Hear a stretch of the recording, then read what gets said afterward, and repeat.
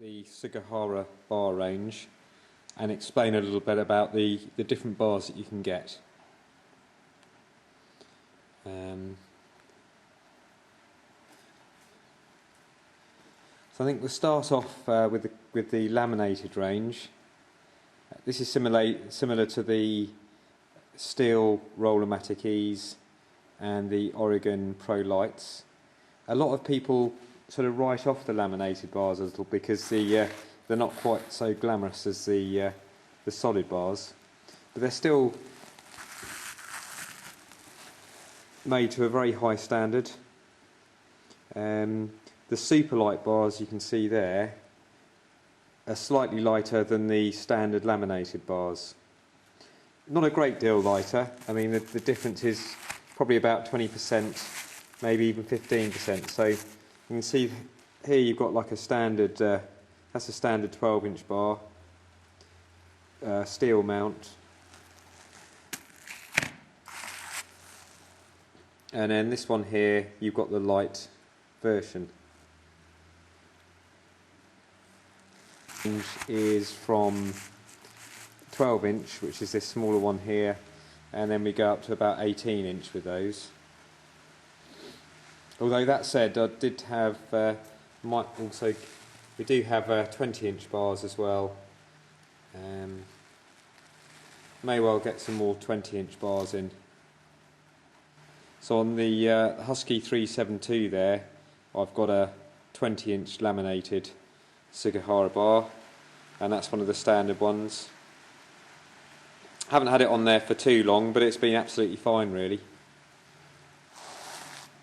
So the laminated bars are made in the standard way, sandwich construction. They tend to be, the Sugihara laminated bars tend to be more for longevity really, rather than looking for super lightweight, etc. They're still very solid sort of bars that will last a long time, and certainly probably some of the best laminated bars on the market at the moment. So as I say, don't feel like you're getting a poor deal with a laminated Sugihara bar. It's still going to last a long time.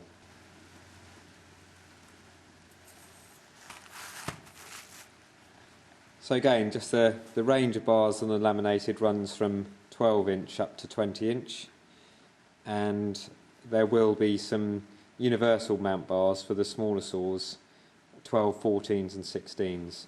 So as a summary then, you tend to get the laminated range will be from all the 12-inch bars up to 20-inch bars.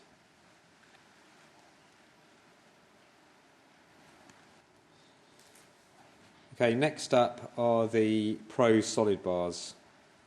So after the laminated bars, these are solid single-piece steel construction.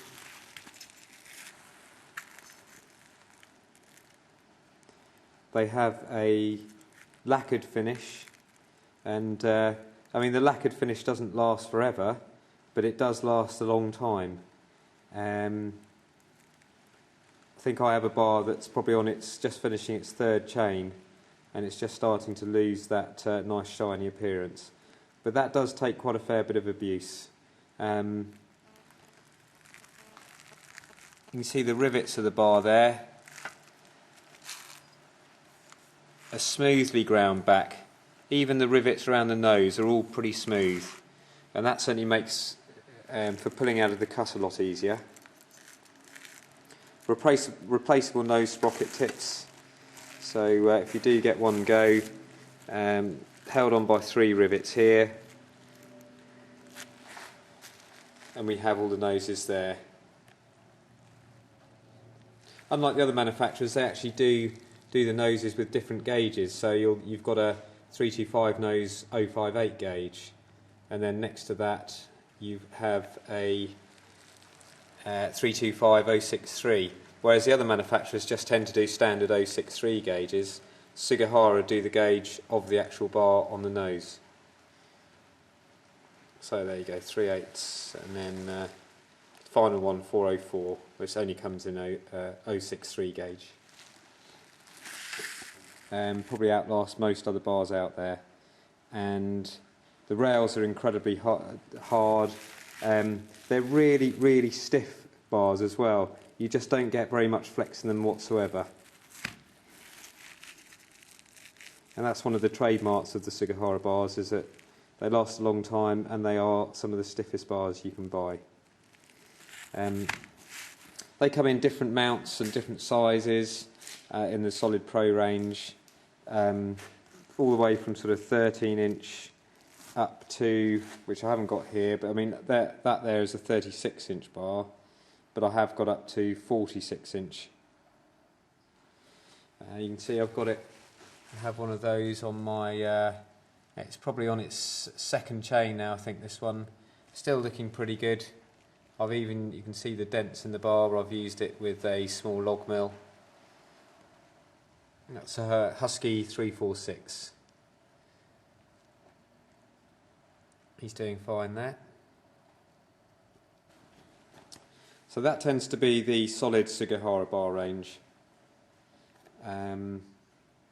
For chainsaw milling, the solid range would be the best, really. They're slightly stiffer than the light type bars.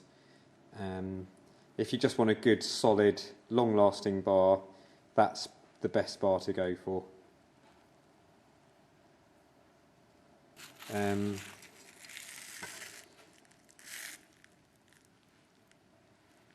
The groove is cut to a very high tolerance, so you don't get any chain slop, and the rails are tempered as pretty much as hard as you can take them. Any harder and the steel work becomes brittle and is liable to chipping. So nice, really nicely finished. They fill the hole that they use for making the bar, fill it afterwards, and then onto the nose there, and it's a nice, all of that is nice and smooth. You can't feel hardly any of the rivets there. Next up is the carving bars from Sugihara. We tend just to stock the light type carving bars. You're holding a carving bar for a long time, and so the lightweight is an advantage, and these are the lightest carving bars you can pretty much get. They're all the way from the smallest one, which is a 10-inch dime tip bar. All the carving bars have a universal mount, so they'll fit on virtually any small chainsaw, up to the 14-inch ones. So you've got sort of the 10-inch dime tip there, 10-inch quarter tip, 12-inch dime, 12-inch quarter, 14-inch dime, 14-inch quarter, and then here the only slightly two different ones. So you've got the sort of steel for the Stihl MS260 and the sort of mid-range Stihl mount. That's an 18-inch Toonie tip bar, so you can run 325 chain on that, or you can run 3/8 slow pro. You could even run 1/4-inch chain, although really 1/4-inch chain is a bit lightweight for a bigger saw. And then you've got the Husky equivalent mount, the KO95 Oregon mount, so for, I don't know, 346, 550s, those sort of chainsaws, you can then use an 18-inch Toonie for that. And they've got much smaller noses than a standard sprocket nose bar, so much easier and safer for sort of boring and using the tip of the bar.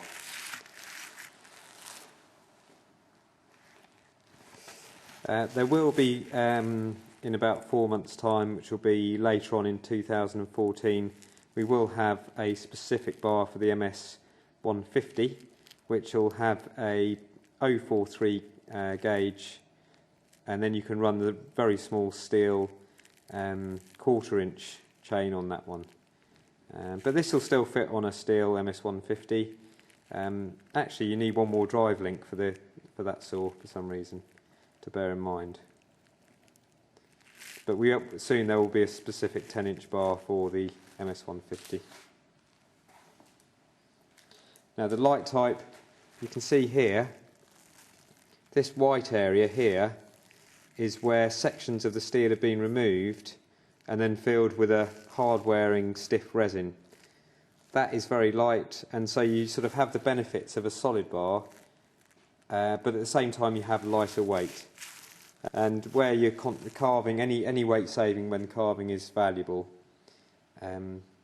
All the carving bars from Sugihara we stock are the lightweight versions. You can see I've got one on my MS192 there. That's a 12-inch dime tip bar.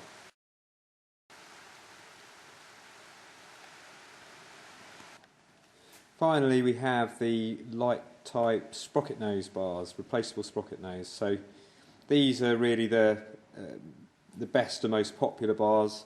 They're also the most expensive. For instance, this one here is a 12-inch bar for an MS200T or MS201T.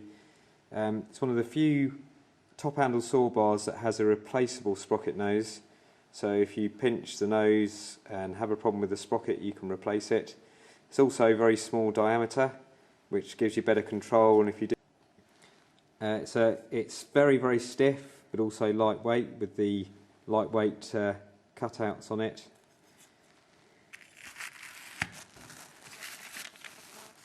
And you can see here you can get the small nose tips there to replace the nose if you need to. So the light type bars, you have the 12-inch for the 200T and 201T, and also the 14-inch version as well. So they're very popular. I can't put all the bars out that I actually have in the light type range at the moment. I might do that later after the next order. A lot of people make quite a big thing of that. Well, it's not that much lighter than a solid bar, but on the whole, you do probably get a weight saving of between 20 and 25%. And if it's not that important, then of course you can always have one of the solid bars anyway. So if lightweight is important to you, you know, one of these light types are better. And you can sort of see on the longer ones that weight saving is promoted more towards the tip of the bar. You can see in this 36-inch bar that the first section is just solid. And then as you come down the bar, you have all the weight saving cutouts towards the nose. It's going to have the most effect. There is a slight loss of stiffness by doing the weight saving cutouts, which is why the first section of the bar remains solid. Longevity wise, these bars should last as long as the solid versions, because all the rails, etc., are all exactly the same, made the same way and hardened the same way. Probably not, you know, if you're going to do milling and things like that, the solid ones are probably better because they are a bit stiffer. Not hugely so, just a little. So the light type range goes all the way from 12-inch up to and including 36-inch, both for Stihl and Husky mounts. Most popular bar, I'd say, is this one here. That's the 15-inch that goes on Husky 550s and 560s. And in fact, actually, that's the last one that I have. That's the only bar that I'll be able to stock next time someone buys one of those. But I'll be getting quite a few of those in on the next order. So that's pretty much the full Husky. You can see I have 28-inch on my Husky 395.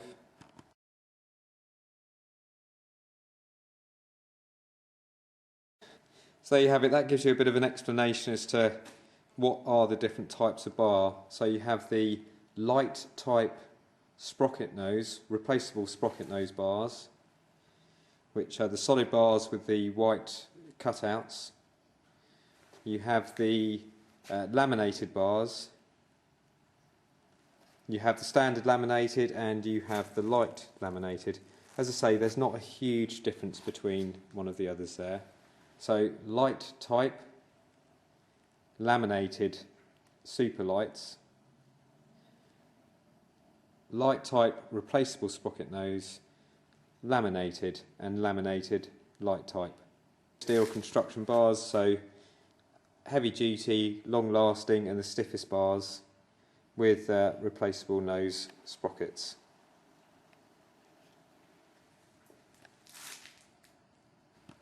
And finally have the carving bars, all of which are the light type. Universal mount up to and including 14-inch, and then after 14-inch the two 18-inch Toonie bars for both Stihl and Husky mount. Okay, so that gives you a lineup of all the Sugihara bars.